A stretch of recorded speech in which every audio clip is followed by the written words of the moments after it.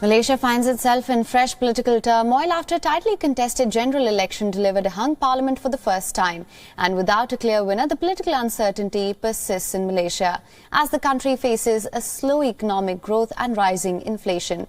Now, the political alliances led by opposition leader Anwar Ibrahim and former Malaysian Prime Minister Muhyiddin Yassin are running neck and neck.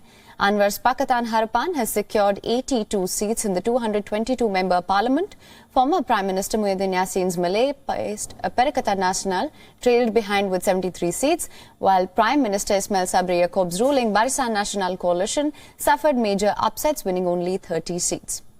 Both the leading candidates earlier announced that they had won the country's 15th general election. However, the poll results from the Election Commission showed a hung parliament.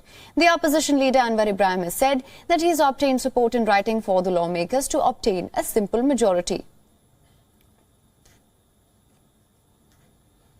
We therefore have conducted a series of meetings and negotiations, and as a result, I wish to inform you that as a majority bloc, we have managed to get the support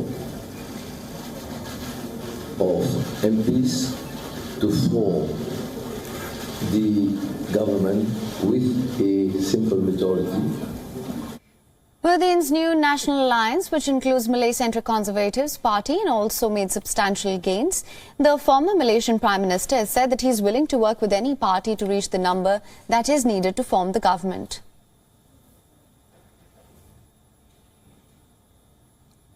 Lambang sokongan rakyat pada Perikatan Nasional, utamanya daripada pengundi-pengundi muda, telah membolehkan Perikatan Nasional mencapai kejayaan luar jangka. For more on this, we're now being joined by James Chai, political analyst from Kuala Lumpur. Thank you so much for joining us on this podcast. Thanks so much for having me. My first question to you, what do you make of the election results? How do you see the situation unfolding? So, what was most surprising about this election wasn't the fact that the longest ruling coalition, Barisan Nasional, led by Ismail Sabri, actually suffered devastating defeats, only picking up 30 seats. Traditionally, they would at least have 50 or 60 seats. What was most surprising about this election was the rise of the Islamic Party, PAS, that was part of the Perikatan Nasional Bloc. PAS now is the largest party in parliament with close to 49 seats. And therefore, this had put a very difficult and tenuous positions to a lot of the coalitions as they try to form government. So as we speak now, the two major coalitions, the two largest ones, Pakatan Harapan as well as Perikatan Nasional, are called to the palace. And the palace would have to decide in the next few days who has the upper hand to form government. Right, absolutely. On that note, in fact, Anwar Ibrahim has said that he has obtained support in writing from the lawmakers to obtain a simple majority. So how do you assess that?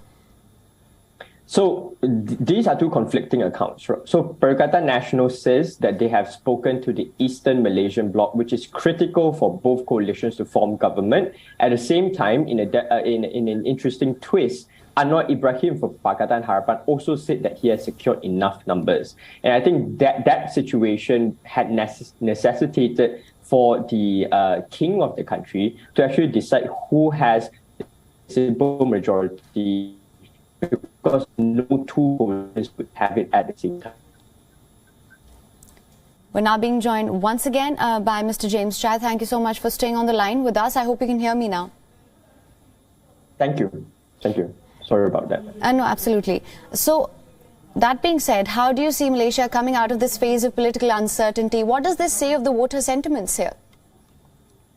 So, what is most evident of what voters have been telling us yesterday is that there is a rising sense that the Malay voters are preferring coalitions with Islamic credentials. So for the fact that PAS supporters, the Islamic Party supporters, had grown in substantial portion, not only picking up seats that they haven't traditionally picked up before, but winning in great margins and majority, had proven that there is a preference for a party that is not the corruption-ridden Barisan Nasional, but also one that has Islamic credentials, and that would come to shape Malaysia in the next few years to come, that it is a contest between a religious conservatism and a more progressive one that doesn't actually see Islam as a central part of Malaysia's identity.